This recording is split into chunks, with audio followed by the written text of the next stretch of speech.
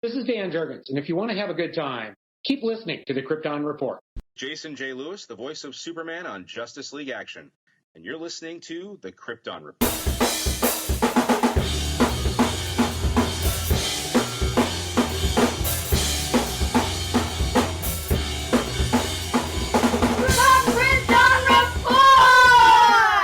Welcome to the Krypton Report podcast. I am Tyler, the Superman of Blue, the man of tomorrow, and with me today is not that beautiful man in red, the bearded wonder, the man of steel, James Cole. No. I have Logan the Almighty with me today. That's a lot of pressure. Yeah, the comic book knowledge man. Like, I know that I know stuff, right? But this man knows stuff. And he has proved that and will continue to prove that. And that's why I like, having him on. And we've become friends over time. And also, it's like I tell my kids with stuff, be around people who know more than you because it helps you learn and develop. So, Logan, welcome back. That's very kind of you to say. I don't know how much. I mean, I'm happy with what I know. I don't know how much it actually is or how much it's actually worth. He's like, man, yeah, he's like, I got a vast knowledge of comics. You know how that much that comes in handy on my daily, my day-to-day? It doesn't. It's true. That's true. Although we just had our baby shower and it did massive, people knowing that about me did massively come in handy because I don't think my kid has an outfit that he owns yet that is not a superhero costume. Yes. Man, I'll tell you a story. So I bought... Kmart used to have a lot of really good DC, like Batman and Superman baby clothes. Oh, yeah. And they went out of business shortly after the kids. And right as my kids, we decide to get rid of a bunch of their baby clothes and everything. We get rid of them, we donate them and stuff, is when James finds out that he's having another baby. And I was like, dang it, dude, I had so much Superman baby clothes for you. Yeah. And he was like, I'm sorry. I'm like, if you just would have told me like a couple days sooner. Yeah. That's the way it goes. You wouldn't have had to buy anything. But that's life. But today we are discussing the JSA. Logan had mentioned before about the JSA and he had picked out a story that we're going to discuss. And I told him, I was like, you know what? Like, I know the JSA characters, I know, but I've never really done a huge dive into the JSA. And the JSA, the Justice Society of America, or just JS, Justice Society, has always been like a group of heroes that you know, but they're always the past generation. And I always like the Justice Society as kind of being like Earth 2.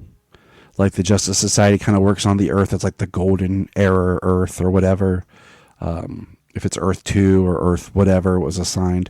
I was kind of like that idea till, of course, crises after crises after crises that changes that and folded them into the one Earth.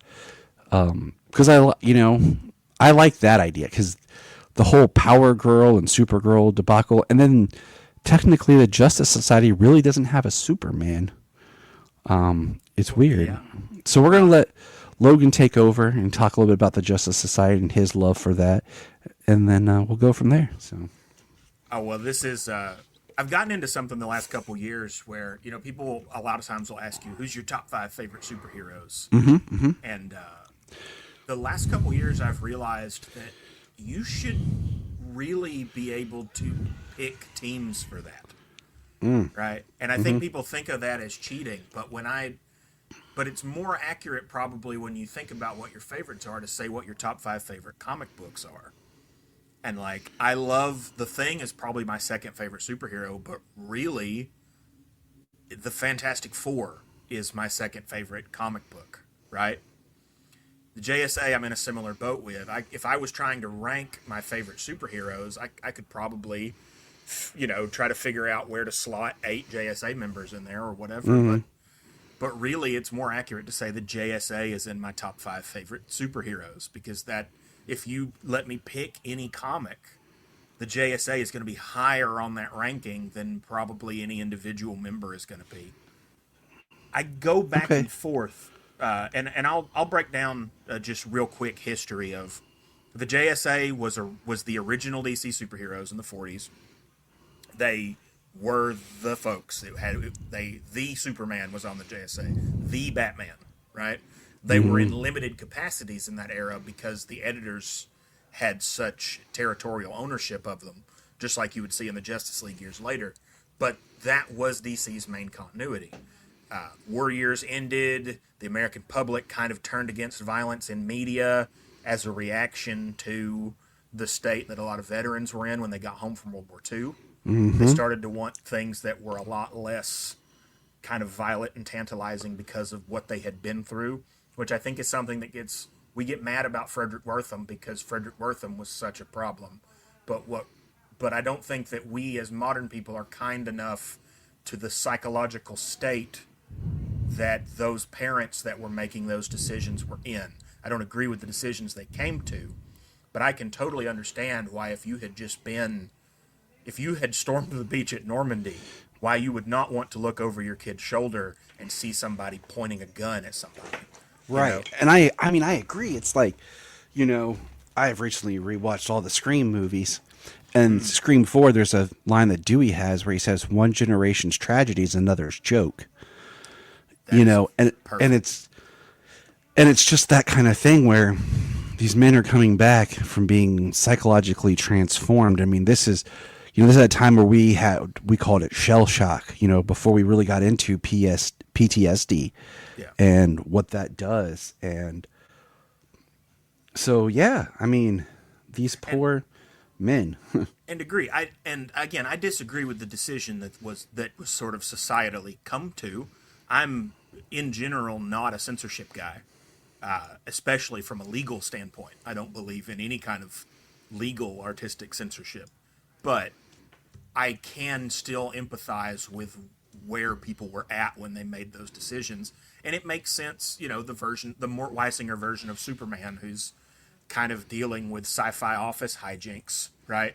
Batman becomes the more like kind of foppish Adam West Batman, and most of the JSA characters disappear until Gardner Fox, who was a Golden Age creator in his own right of much repute and is probably the most underrated man in comics, because he really, I think, is on the same level as Stan Lee and Jack Kirby for DC in the Silver Age. He just doesn't get the credit because he was recycling names instead of making up characters for the first time, right? So there's not that kind of if you don't get taxes involved, you don't get as much admiration. Gardner Fox brings back a lot of these Golden Age concepts like the Flash and the Green Lantern, eventually the Atom,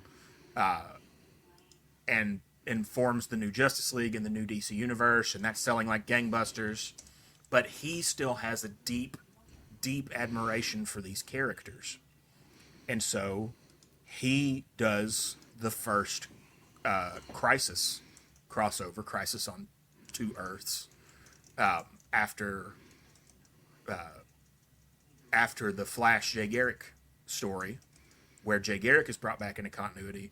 And on this, he brings the Justice Society back into continuity full bore. But they had already relaunched the universe without the Justice Society, so he explains that away with Earth 2.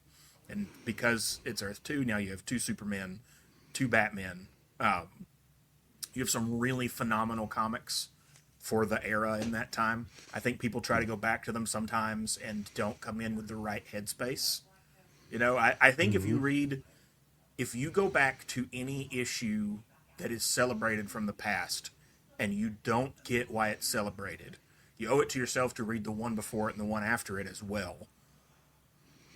Or just something else that was on the shelf at the same time. Just put yourself in the context headspace of what that was at the time. And those JSA stories were fantastic, bombastic, the biggest action, cosmic fun that you could see, and they were changing the way. It was the first multiverse stuff people had ever read. But that status quo is confusing to casual readers, especially in an era where you don't have the internet. So eventually we come to the 80s. DC decides that their continuity is too cumbersome. They collapse everything down into one universe with the Crisis. Now there's one Superman who started in the 80s, one Batman who started in the 80s, and the Justice Society is in the main continuity, and they started in the 40s. Alan Scott's Green Lantern kind of gets square pegged into the Golden Age Superman slot as the greatest hero of that era. And we move on from there. And as a JSA fan, I am conflicted over which one I prefer. The Golden Age Superman, particularly, is my favorite Golden Age hero. Mm-hmm. Probably my favorite version of Superman. And he is erased by the version where they are all in the same universe. But what it does to the DC universe to have that deep lore running all the way back, not only to the 40s, but when you bring in the Golden Age Hawkman, the Golden Age Dr. Fate, villains like Vandal Savage fighting the JSA, now they have inched that lore back even further to ancient Egypt, ancient cities that we don't even have the names for anymore. You know, it just becomes this incredibly rich setting that you don't have as much if it's two worlds. If it's two worlds, you have this weird offset where it's like, okay, well, how come there were no superheroes before 1986 or current era? Because they always move it up, right? Yeah. How come there were no superheroes before that here? And how come when you go to Earth 2, it seems like everything just froze here, and all the villains and all the heroes are in their 50s, and they have gray hair, but there's no new bad guys. There's no new good guys, until you get to the 80s and they start bringing in Infinity Inc. and some of these sidekicks. But JSA comics, because they have always kind of existed in the periphery since Gardner Fox brought them back, that means that writers have always had a lot more leeway on what to do with them. So whereas with the Justice League, there has always been a lot of editorial control and fighting over the characters that has limited some of those runs and created very weird moments in its history, like the Detroit League, or anything like that. The JSA, barring the New 52 era, and a couple of rough spots in the 90s, has always been largely exempt from that. So you get these really cool stories with these really cool characters that have a retro aesthetic that isn't like anything else that you find on the shelves. And the specific comic that we're talking about today is the Princess of Darkness storyline. Mm-hmm. Now let me... Go ahead. Go ahead. No, you go ahead with that thought, and then I got a question for you. Well, I was just going to say, to wrap up my little spiel, this is the first JSA comic I ever read. I was not familiar with them at all. I was probably 8 or 9 years old when I read this. I was dipping my toe into learning about Captain Marvel, a.k.a. Shazam, a.k.a. the Captain, a.k.a. the Big Red Cheese. And he was in JSA at this time. Or all the names from the movie that I love to use: Captain Sparkle Fingers, Thunder Crack. Yeah. So he was in the JSA at this time. In the first issue of this story, he's on the cover, and Black Adam's on the cover. So that's why I picked it up. And I ended up, this was the Jeff Johns, David Goyer run, and I ended up finding something I love. I still like Shazam, don't get me wrong, but that I love so much more than that. I mean, this story just absolutely knocked my socks off. I'd never read anything like it. And it was, I don't know that it's still my favorite comic ever, but at the time that I read it, it was the best comic I'd ever read. I was obsessed with it immediately and followed the rest of this run out. Now my question to you is, when you think of the JSA, what is the team that you think of? Probably this run. But I think it's more accurate to say it's Alan Scott, Jay Garrick, Hawkman, Wildcat, Dr. Midnight, Hourman, Power Girl, like that. Really, Alan Scott and Jay Garrick are the two must-haves. That's what I was going to say. You can I feel like pick and choose out from there. I feel like those are you have to have those two, because to me those are JSA, because they are those golden age versions of heroes that we later see. Yeah. And I feel like, I think of Hourman as JSA, Wildcat more as JSA, but I think we've seen him like Justice League Unlimited and stuff. I prefer Power Girl to be JSA. Me too. Hawkman is kind of one of those, like interesting because he could kind of go between the two. Hawkman's inclusion really tells you what era. This is something I've noticed because I'm very involved in the internet side of the JSA fandom. If you ask somebody the big three of the JSA, their answer will tell me when they started reading the JSA. Because if they started with this run, they're going to look at you and say Green Lantern, Flash, and Wildcat. And if they started in the 80s with the Roy Thomas stuff, they're going to say Alan Scott, Jay Garrick, and Hawkman. What if they said the Spectre, Alan Scott, and Jay Garrick? That probably means that they are 115 years old. Or they have really done a deep dive on DC Infinite, because that Spectre is a huge part of the Golden Age JSA. But I'm looking at the cover right here. Yeah, they weren't. That's because they weren't concerned with power scaling at all. One of my favorite moments in Golden Age JSA is there's an issue where at the beginning of the issue, they all make a vow together that they're each going to raise $1 million for the war effort to donate to the troops. Okay. And so they break up, and the issue is how they all go about raising $1 million. And the best part of the comic is when it gets to the Spectre's part. Spectre is infinitely powerful. He has all the powers of God on his side. He is the wrath of God. He's the wrath of God. When it gets to the Spectre's part, he is out in outer space, sitting on Saturn. His butt is on Saturn, and his feet are on the rings of Saturn, and his face is in his hands like this. And he goes, "Where am I going to get $1 million on a cop salary?"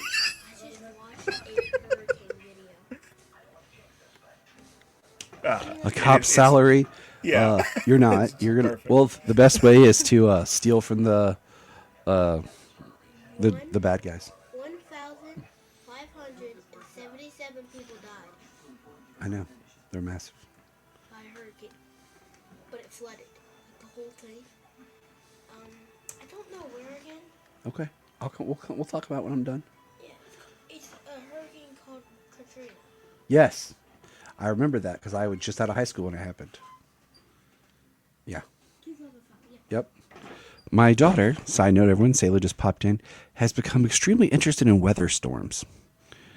Like we watched. Just heard about Hurricane Katrina. I don't know if listeners could pick that up. I could hear it. So she asked me today about difference between tornadoes and hurricanes, and I was telling her because I used to live in areas that were hit by hurricanes. I told her you need to talk to my dad, who was in his house when it was hit by a tornado and was sheltering, covering his mother and sister.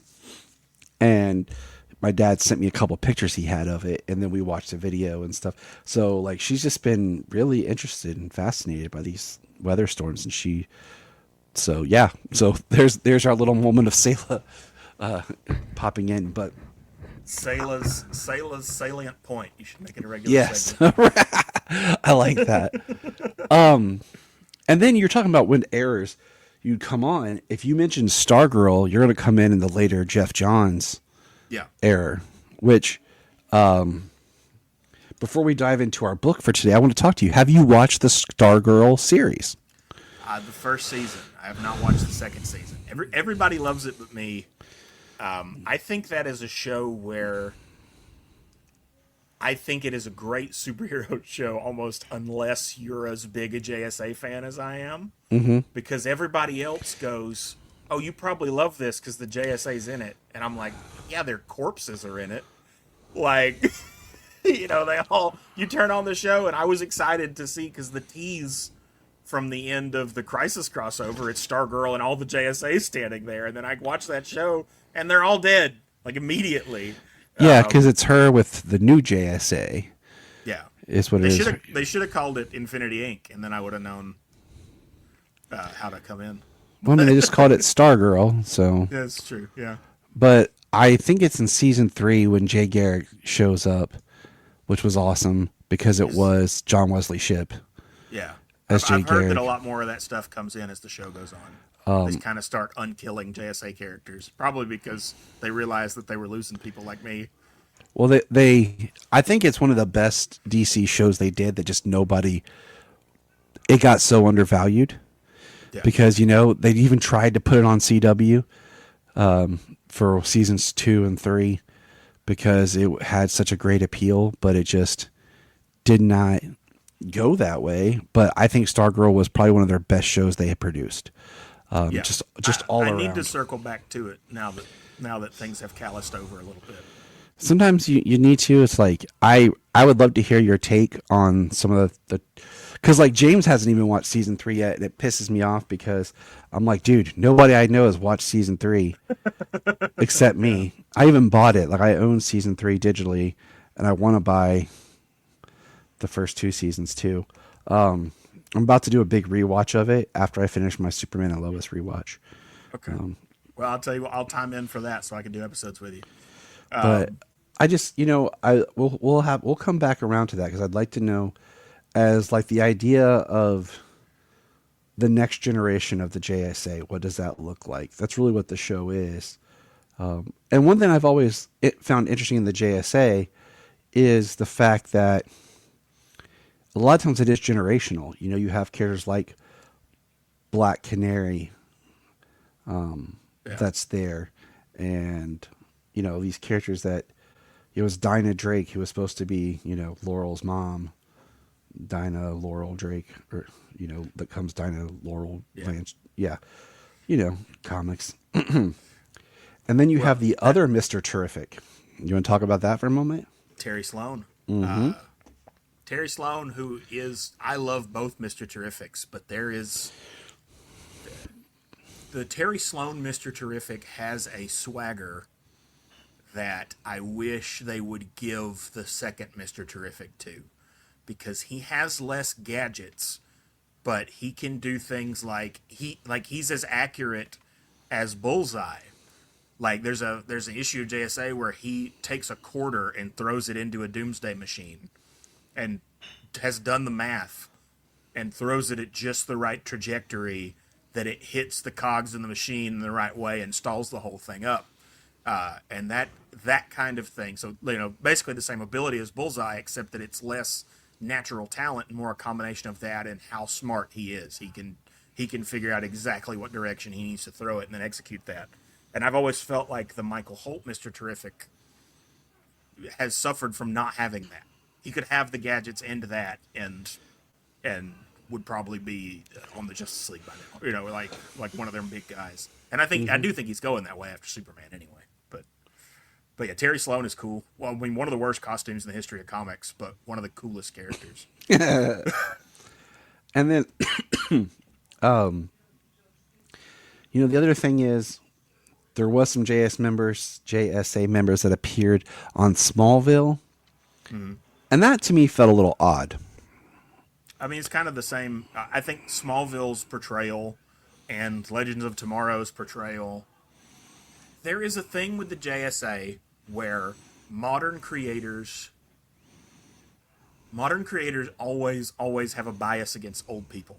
I'm just going to come right out and say it. I was trying to think of a more tasteful way to say it, but there really is a thing, if you go back through especially genre fiction, there is always this need to portray the elderly as a source of sinister, evil, outdated, like the idea that old is inherently bad. And I think that that is at odds with the JSA. So you get into these situations where these creators from these shows are like, well, we're going to do the JSA because we know they're popular. But then the creators, they don't really like them. They don't really get it. Part of what the fan base likes is that they are largely elderly superheroes and that it is an inherently generational concept. And they want to see these older generations of heroes interacting with younger generations of heroes. That is the cool part that JSA fans like.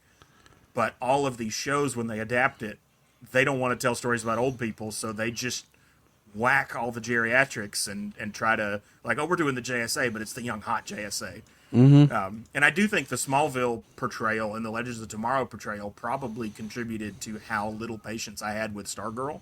I think if Stargirl had been first, I would have been less sensitive to it. Black Adam also kind of did that, less explicitly. I was going to but tell like Black Adam. It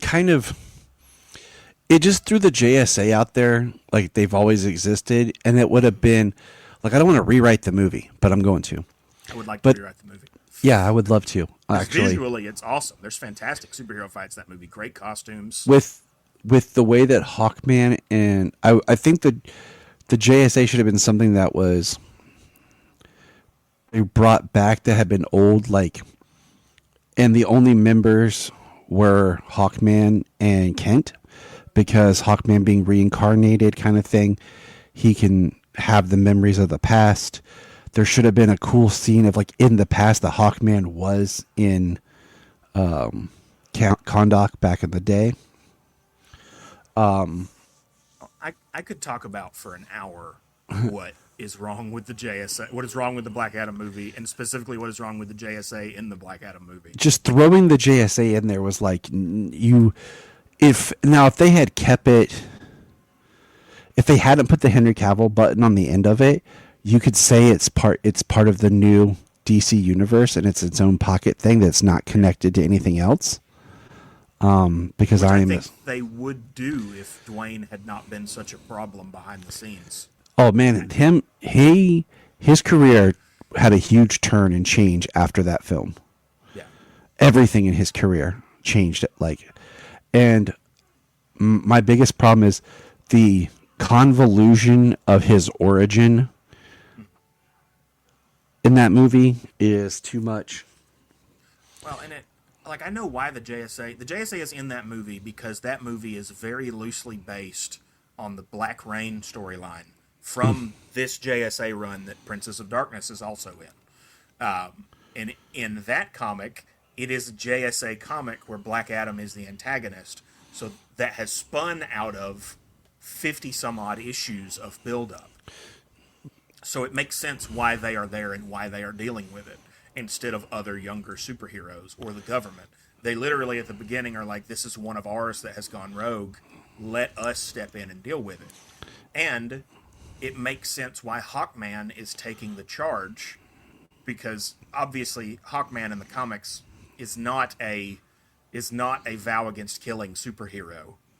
But he's taking the charge specifically because he feels like Adam is tarnishing the JSA's legacy. As we talked about earlier, historically, Hawkman was the first leader of the JSA. Hawkman was to the Golden Age JSA what Captain America is to the Avengers. That has Go ahead. No, I was going to say, and I think you could have done that in the movie and alluded to this history if you had put Hawkman in the past. Yeah. Like in the scene, and then Amanda Waller contacts Hawkman about Black Adam's been awakened, you're the only one, because he has the memories from being reincarnated, and it's not so prevalent, the JSA. Like they mentioned the JSA kind of this thing that used to be, and it's this idea of when did this happen, like a history that's unknown, like maybe they were an underground team or something, and then you can bring in Dr. Fate because that ties back, and just have those two. And then at the end of the film, you could do something where they're talking about we should bring back the JSA. Yeah. Well, you can tell that there was a real reticence in that movie, just like in the new Superman movie, to get into what Hawkman's origin is. In both of these movies that Hawkman and Hawkgirl have been in, they are in the entire film, they have large roles, and at the end of both, we have no idea if this is an Egyptian Hawkman and Hawkgirl, or a Thanagarian Hawkman and Hawkgirl, right? Or a combination of either. Yep. And so, I think that is a big problem with Black Adam. I think that trying to wedge, they wanted to have Atom Smasher in the movie because Atom Smasher is such a big part of the Black Rain comic, but shouldn't have had him. Yes, or if he was going to be in the movie, he should have. Because in that comic, he's on Black Adam's side. That movie is like if you only adapted Return of the King and didn't adapt the first Lord of the Rings stories. It's the finale of a big arc from the JSA comic. You just needed to have Hawkman, Dr. Fate versus Black Adam. Yeah. And and it Should have been against Energy, and there should have never been Sabak. Or just older. Well, I can see using some, because you want to have something cosmic for them to fight. Well, Black Adam should have been if I was at the reins, that wouldn't have been a Black Adam movie. It would have been a Justice Society movie, and the villain was Black Adam. But also, if I was at the reins, Black Adam would have been set up in a Shazam movie. I mean, that whole... Yeah, I mean, they tease it in Shazam, but then, Dwayne The Rock Johnson was the problem with that movie. I'm sad to say, that's why I hate movie stars being cast as superheroes when they put themselves above the material and the character. Because he wanted Black Adam to be this cool anti-hero, but he didn't really want the story that went with Black Adam. And it is the ongoing struggle of comic book I'm trying to be positive right now. I'm trying to not participate in the dog pile on Lanterns. But my thing is, when I see it, then I'll comment. Yeah. I can't go off just the trailer, because trailers are cut so specifically. So I'm optimistic. I bring it up only because I think part of that backlash is when people see Green Lantern in a brown suit with no glow and a heavy filter, they are flashing back to Dwayne Johnson's Black Adam. They are flashing back to Bryan Singer's X-Men. They are flashing back to Ben Affleck's Daredevil. They're flashing back to 100 movies that we have had before that felt ashamed of their source material. And that is what causes that jump. And I don't... Lanterns could be incredible. I'm still excited for it just because I'm a Green Lantern fan. And some of those things I just named I like. But I do understand why people have such an... PTSD is too strong a term. But they do. If it's something that you love, and this is and then this is how they treat it. If that trailer had been Jon Stewart and that was an older Oliver Queen and they called it Hard Traveling Heroes, I would have bought it. But it is what they're trying to do. And that's the idea. And I had said before, years ago, before you and I were friends, that the last season of Arrow would have been great if it was just Hard Traveling Heroes, with Diggle. And I hate the way they kind of retconned Diggle as Jon Stewart. Dig Lantern. I hate that the only reason I hate it is that they didn't finish retconning it. I hate that they they keep being like, "Where's your ring, John?" And they give him this box, but he never, if you're gonna do it, do it. Yeah. But I said before that season 4 of Arrow, what would have been neat. Okay, you with me on this, bro? Ready? Is you introduce Hal Jordan in the flashbacks meeting Oliver Queen, okay? Because they tease him in an episode. Maybe he's in 2 or 3 episodes, and you see him and Oliver in the flashbacks. So that's when Oliver was off the island, okay? Yeah.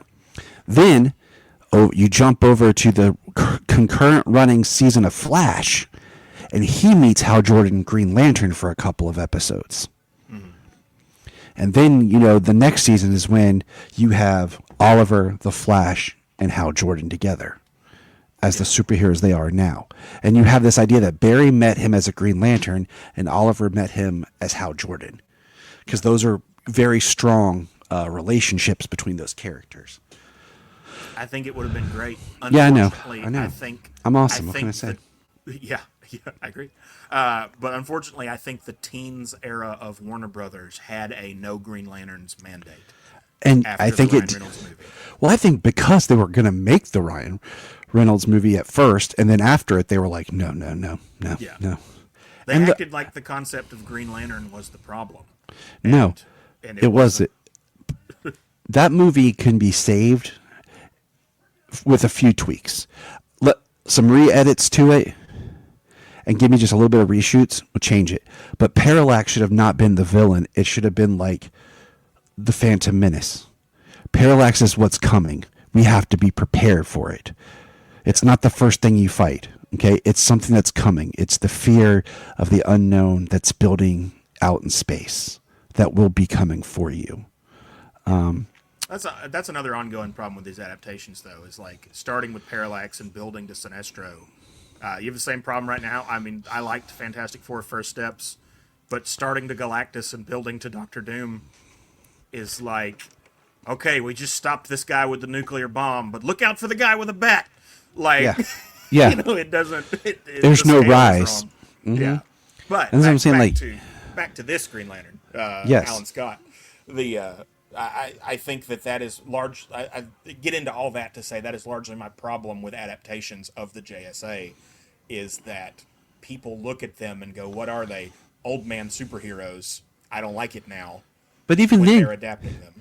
But even then, you could do something really cool with like them as the elderly superheroes, much like Ghostbusters Afterlife, where you have this new focus, but then the originals come in to help save the day. You know. Yeah. Well, but let's. the thing that I think is the best adaptation of the JSA that has been done so far is the World War II animated movie from the Tomorrowverse.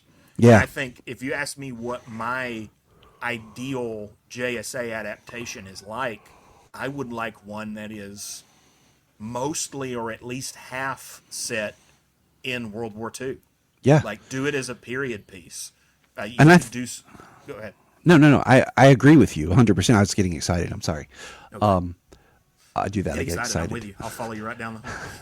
But I think that's why, for me, it being like on Earth 2, where it can be one of those like times altered, like this is like kind of like how you said with Fantastic Four First Steps, where it's like a retro future 1960s. Like you could jump to the JSA as a retro future 1940s, kind of like Batman the Animated Series was too. Yeah. You know, and I think that's why it works well for me, like on a different Earth. Because you can keep a lot of that golden age aesthetic that's so built into the JSA. Yeah, I'm so conflicted. I'm half with you and half not. Right? That's okay. You're allowed to be. I would, but that's the problem with being a JSA fan. I would love that movie. This sort of like Incredibles aesthetic, kind of alternate world Earth 2. I would love it. I would eat it up. At the same time, the stories of the JSA where they go back to the 40s and they reveal things that have affected the DC universe now, right? Like, how did Hitler die? How did Vandal Savage get into his position of power? How did etc.? Those are such a cool, some of the best stories are when you have like Wally West and Jay having to deal with something that Jay dealt with in the 40s and creating that continuity and world building that you kind of lose if they're on different worlds. And I respect that too. And that's why it's tough, because it's like, do you want the Flash to be someone who takes his name after another character? I mean, because I kind of like the idea that, like, I don't know. We could go down this hole, but let's jump into our story. We just wanted to have a free conversation about the JSA before we jump into our story, and I'll let you take the lead here because you are so passionate about this book. As I pull it up here on the app, we were talking before we started about the trade. Yes, you want to shine some light on? I do. I encourage everyone to read this comic. I encourage everyone to read this Jeff Johns JSA run from number 1. Just start there and go through. You'll have a good time. But if you don't want to make that much of an investment, you just want to read this one we're talking about today, I highly encourage that as well. Having said that, if you have this trade, I don't know how well that's showing up in the camera, that is the first trade of this that has the name on it, DC has stabbed you in the back at the printer, because that is pitched like it is the whole story. And for baffling reasons I do not understand, the first issue of this story arc that sets up the whole thing is not in this trade. And the last 3 issues that are in this trade, which we should talk about, they're great issues, have nothing to do with the Princes of Darkness storyline. There are 3 standalone issues that I understand chucking in here if you needed somewhere to put them, but not if it means you don't have the first issue of a storyline. So if you want to read this, you are going to want to start, let me find the numbers, with issue 45. and then go through. This trade says to 55. That's going to get you the last 3 issues. So I guess it's really like 52. You go ahead and read the 3 standalone issues. They're great, but start with issue 45. Do not pick up this trade and start with issue 46 because you will start in a bewildering place that makes no sense. You will have missed the setup issue for the rest of the story. That's my diatribe on that. The story itself, spoilers from here on out. Yep. But spoilers for a comic from 20 years ago. Yep. You've had your time. You've had your moment. You've been on the same planet with this book your whole life. That's true. The JSA is at its most fractious point. A terrorist named Cobra has committed a massive terrorist attack that has not only killed a bunch of people, but has killed Atom Smasher's mother.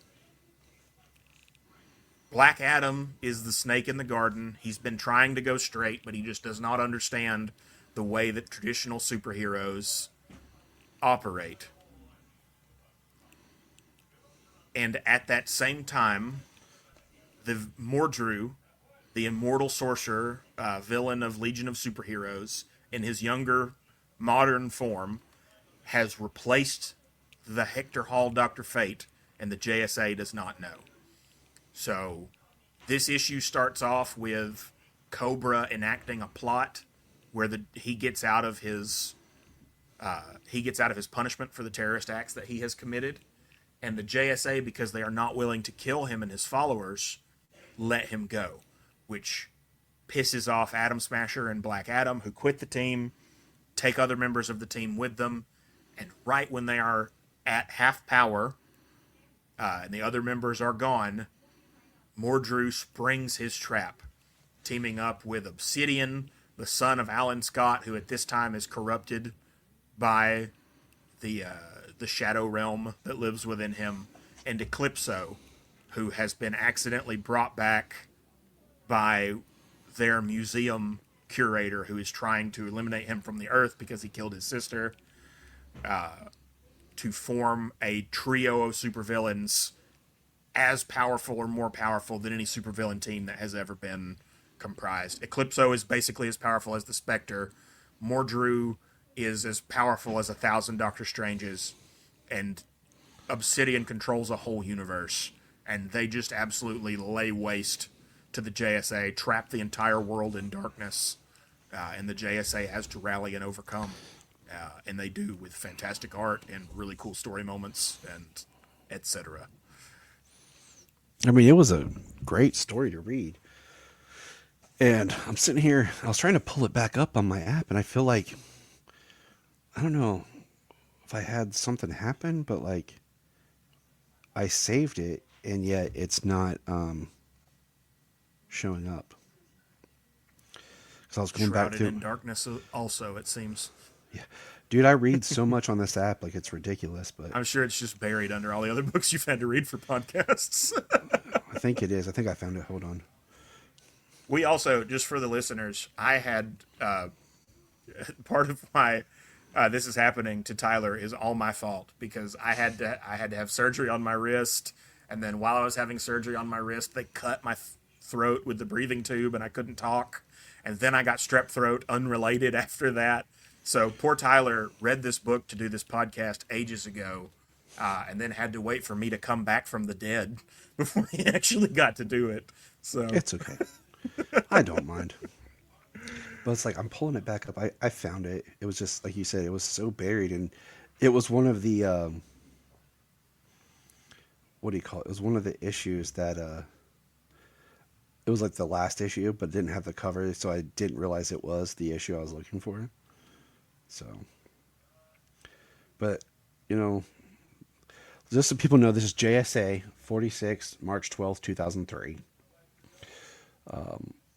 So, yeah, it was a really great story. You know, I think Eclipso is a villain that normally he looks goofy as he can be, but is he really awesome and underused? Yeah, I mean, well, he's one of those characters that is at war, and they actually, it's crazy. This comic basically goes through the trouble of redesigning Eclipso into a version that looks cool. And I mean, I can't remember if the full fledged Montez Eclipso actually is on panel by the end of this comic. see, I forgot about Obsidian, like his name being Obsidian. Yeah. Like I was like, oh yeah, there's stuff I forget because, like I said, I haven't read that much Justice League, and I'm not ashamed to admit it. I'm not perfect, people.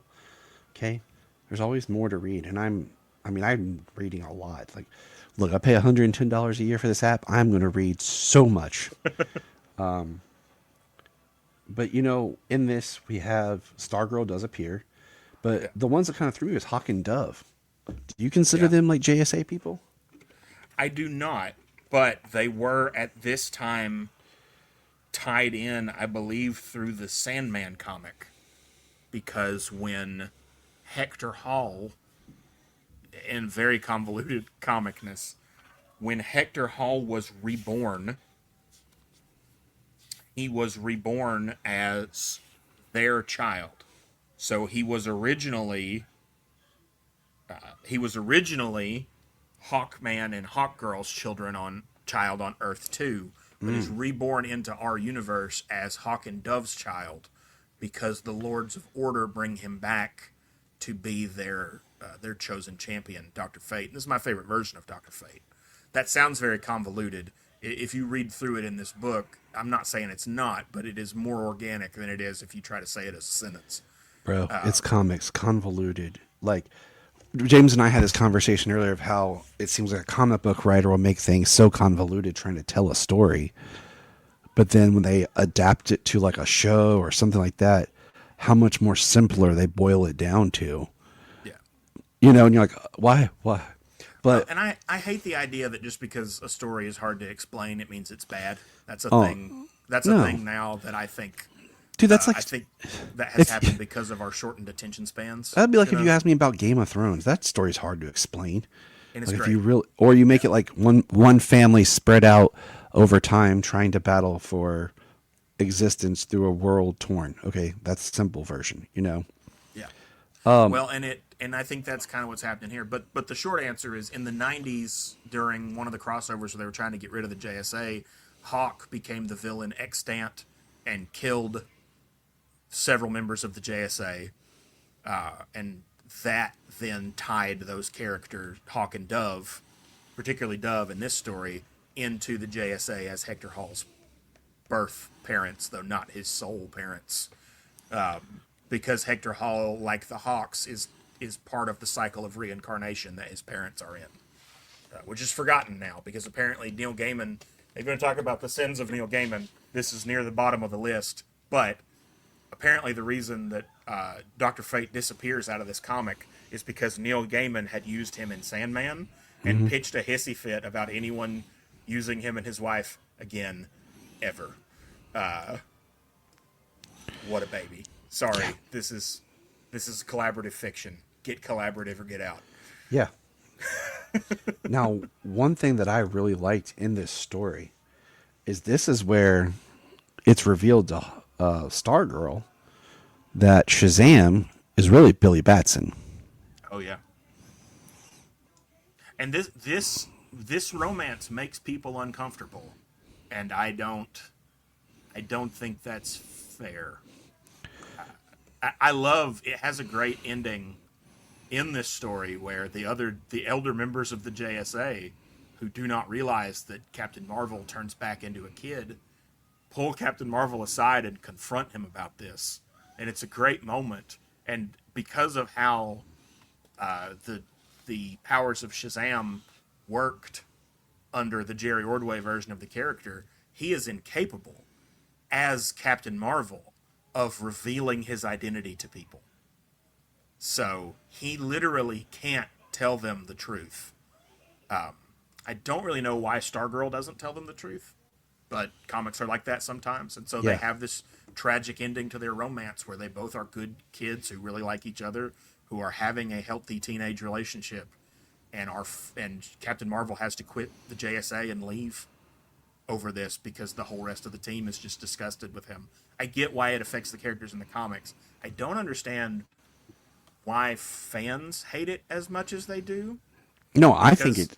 I mean, as long as it's not like you're seeing her like in any kind of intimate action with the captain, with a grown man, yeah, you know, which I don't think. I don't. Not only do I not think Billy Batson would do it, but even if he wanted to, as soon as he turned into Captain Marvel and had the wisdom of Solomon and etc., that he wouldn't be able to do it. So it doesn't matter.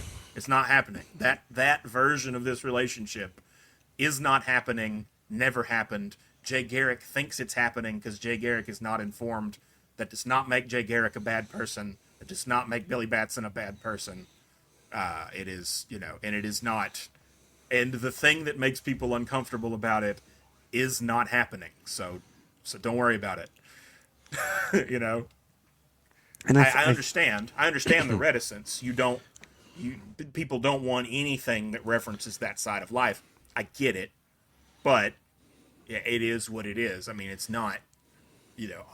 Look at Hulkling and Wiccan, right? Hulkling is a big green shape-shifting monster.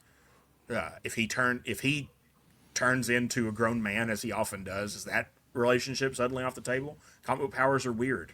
Yeah. You can't.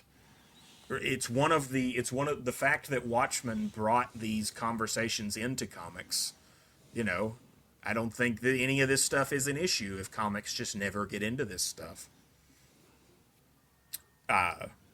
And this isn't a comic that's getting into this stuff. So don't. Now, it's not Watchmen. The next issue, which should be, oh crap, hold on. Issue 46. No, wait. Dang it. Why did it go back? Why did it do that? My app messes up, but hold on. Because you talked about, does it end with Eclipso getting his upgrade? It does have him. Yeah. And he looks much cooler. And is a much cooler and is a version of the character that has all the perks and none of the downsides. And then Jeff Johns gives him a very heartbreaking, very fitting ending for the character that I do understand why, from a writing standpoint, it was a good thing to do. But you just but now you've just gone back to the Goblin Hat version of Eclipso that you had fixed. You'd fixed it. You'd made him a DC character who could be around forever. And this is a much better version of Eclipso. They end up doing the same thing after Identity Crisis with Gene Loring trying to make a version of Eclipso they can keep around again, and that one doesn't work as well as this one.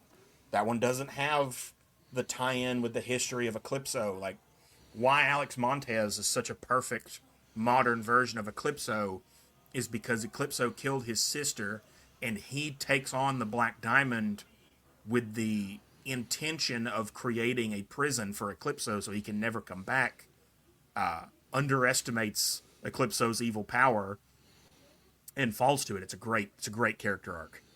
Great setup for a villain. And I wish there was more of it. I wish he was in it more. People don't realize, too, Eclipso is the Old Testament Spectre, right? The DC reason why God was meaner in the Old Testament is because Eclipso had the Spectre's job, right? Mm-hmm. And so that is everything the Spectre can do except stand in the sunlight. Eclipso can do. He's a very dangerous villain.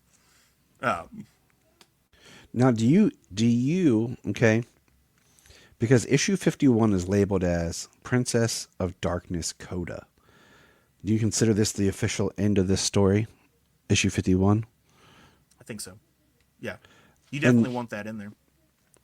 Because, sometimes the term coda, people put like after the story, almost like a refrain, a return to.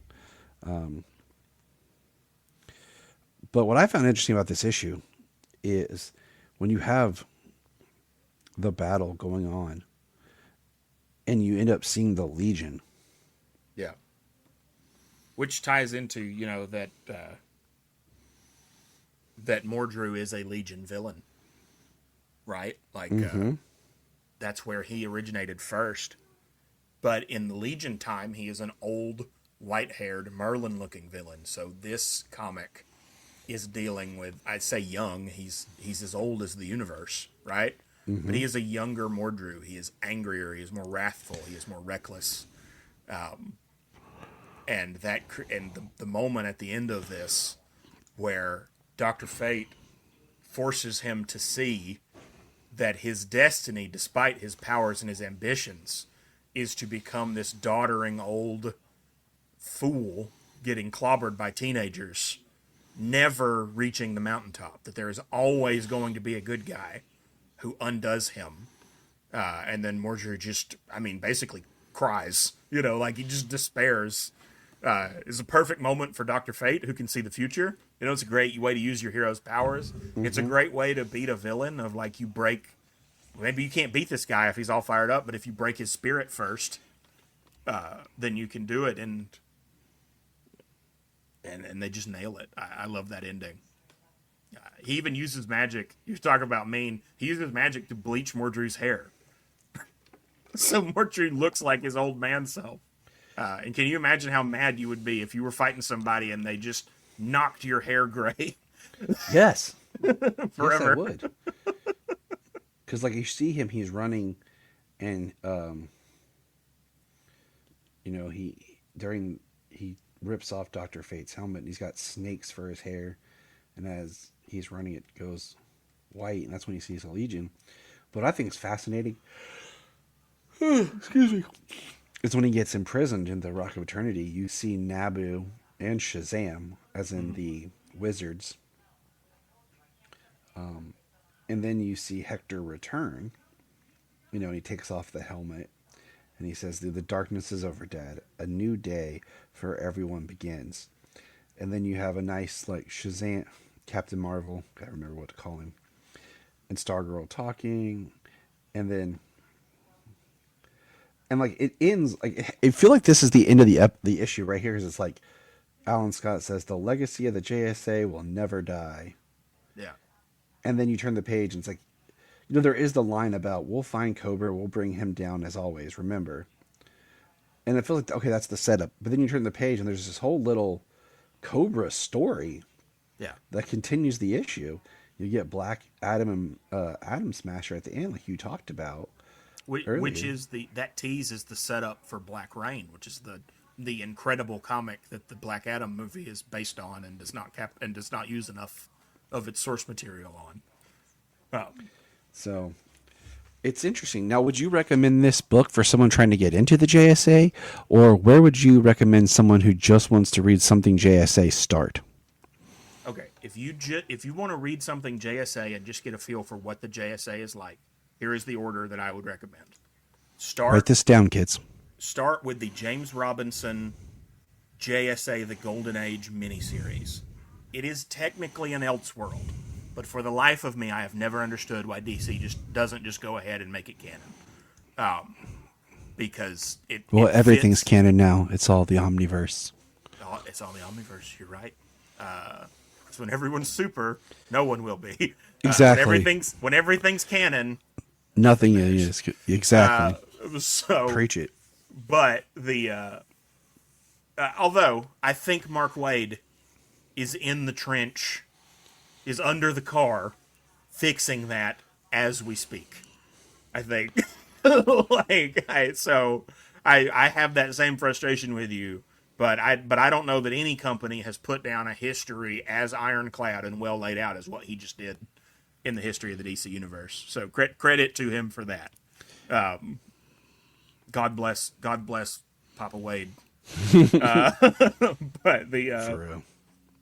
But so I would start, but that should be canon because it is a perfect story for who the JSA is, what their world is like, an introduction to a bunch of JSA characters, and then an explanation for why the golden age of superheroes retire.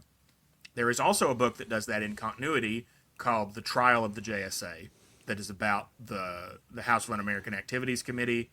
It is a good comic too, but it is a good comic of its era. It is dated.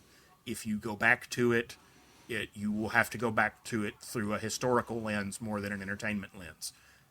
JSA The Golden Age by James Robinson is a timeless comic. One of my top 5 best comics ever. I did an episode of Case Aiken's. My brain. Man of Steel? Show. Not Man of Steel. His other show. Okay. His new one. Trade School. I did an episode of Case Aiken's Trade School where I talked about JSA the Golden Age. You can look up if you want to hear a little bit more.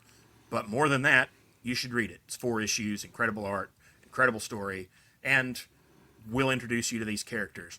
Once you have read that, the first part of this JSA series that we were talking about today is written by James Robinson, who wrote that comic. He's on it for a little bit.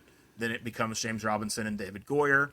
Then the torch is passed to David Goyer and Jeff Johns, and then it becomes just Jeff Johns. But while those comics are not an official continuity, they will give you a simulated continuity and a creator continuity that will hold your hand going into the incredibly big and broad world of the JSA in an exciting way. So that is my recommendation. And once you have read that, you can go back and read the Roy Thomas stuff, and look at it with a historical eye, and you will have a good time,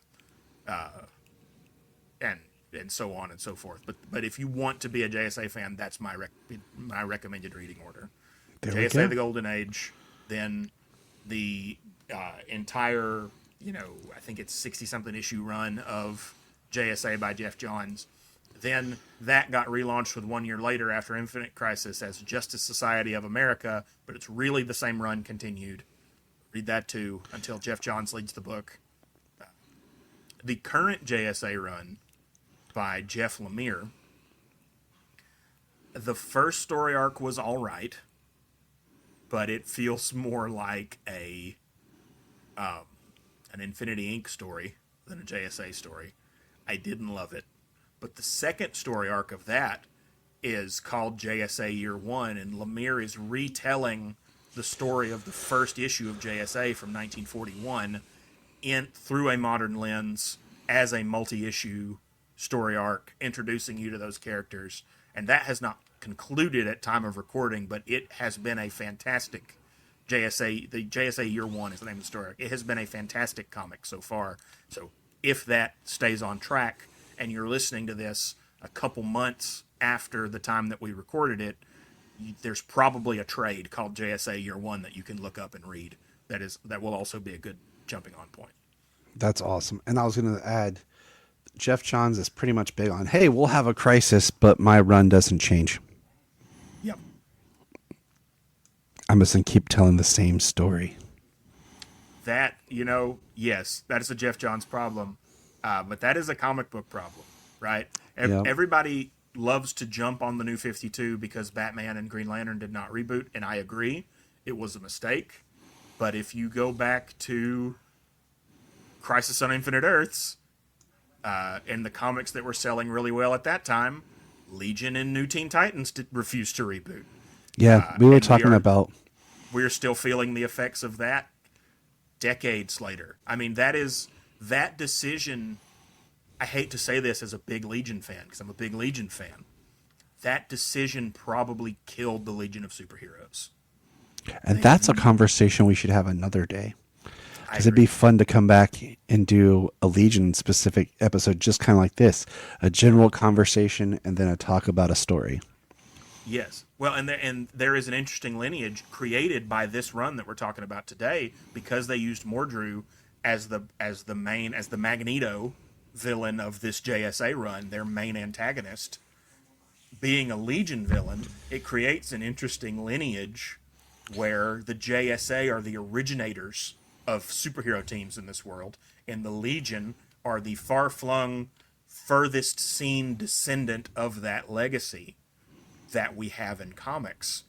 And it is such an interesting thing of, because of that, DC continuity forever has old heroes in the past who are, and young as it gets, heroes in the future, and it's a beautiful symmetry.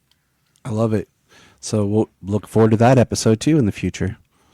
Logan, thanks for being here and chatting. Always knowledgeable. Always knowledgeable. Thank you. everyone. Find Logan on his Single Bound podcast, where him and his wife review single issues of comics. It's really great to hear their discussions. I highly recommend it. Thank you so much. You're welcome. And until next time, remember, Look up in the sky! thank you for checking out the Krypton Report. Please click our link tree in the show notes to follow us on your favorite social media platform. We have a $1 Patreon, just $1 a month to keep us going. And in return, you get exclusive shows and specials. If you want to join us on an episode, send us an email or a message. Hi, this is David Patrick Wilson. I played Superman, Clark Kent, in the television production of It's a Bird, It's a Plane. Enjoying every minute of being right here on the Krypton Report.